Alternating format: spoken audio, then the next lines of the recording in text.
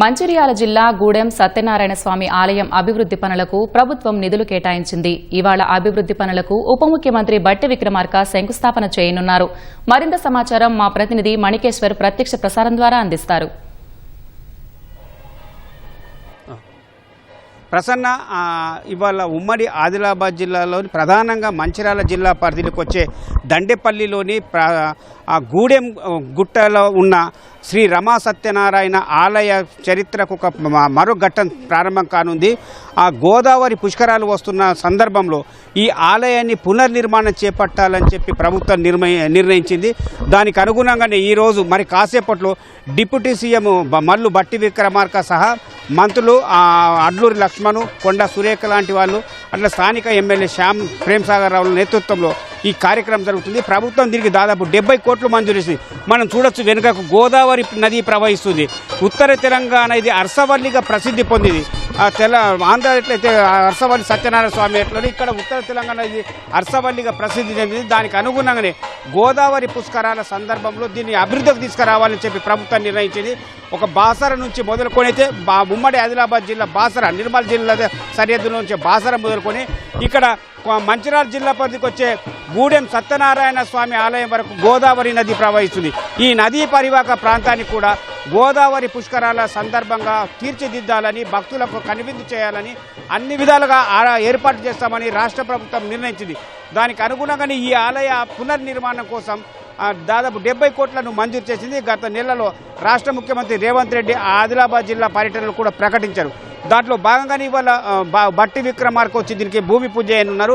ఇక్కడ భూమి పూజ చేసి ఈ ఆలయం ప్రసిద్ధి పొందింది.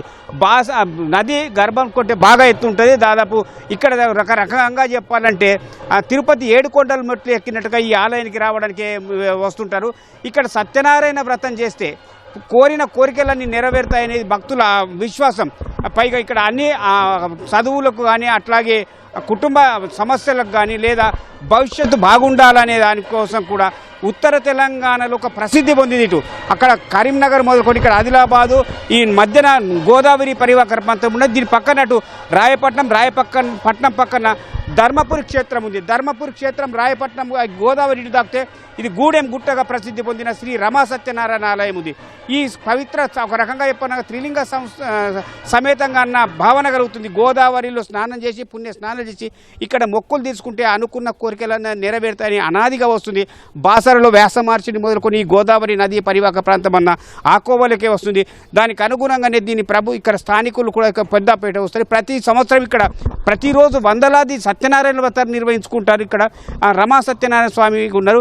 ఆ రైతులు ఒక పంటలు వేసే సమయంలో ఖరీఫ్ ఆరంభంలో కానీ, విద్యార్థులు అయితే విద్యా సంవత్సరం ఆరంభంలో కానీ, ప్రభుత్వ ఉద్యోగులు తమ ఉద్యోగాలు రాకముందు, ఉద్యోగాలు వచ్చిన తర్వాత మొక్కులు తీసుకోవడం, ఇలా అన్ని వర్గాలకు అతీతంగా ప్రసిద్ధి పొందిన ఈ ఆలయానికి ఒక ప్రత్యేకత ఉంది. ఇక కోరిన కోరికలన్నీ నెరవేరుతాయని ఒక భావన కూడా కనిపిస్తుంది. దానికి అనుగుణంగానే ఇది ఖ్యాతి గడించింది. పైగా ఇది గుట్ట మీద ఉండడంతో గూడెం గుట్ట సత్యనారాయణ స్వామిగా ప్రసిద్ధి పొందింది.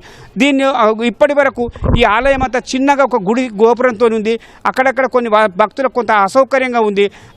ప్రకృతి పరంగా ఇది పెద్ద గుట్ట మీద ఉన్నప్పటికీ నిర్మాణాత్మకంగా కట్టడాలు లేక కొంత అసౌకర్యంగా ఉంది. దీన్ని గుర్తించిన ఇక్కడ స్థానిక ఎమ్మెల్యే ప్రేమ్సాగర్ రావు మొన్న ఈ గోదావరి పుష్కరాల్లో దీన్ని పునర్నిర్మాణం చేయాలని చెప్పి ప్రభుత్వ దృష్టికి తీసుకొచ్చారు. బహిరంగ సభలో ముఖ్యమంత్రికి ప్రకటించారు. ఆయన దానికి ముఖ్యమంత్రి కూడా సానుకూలత వ్యక్తం చేశారు. పైగా 70 కోట్లు మంజూరు చేశారు.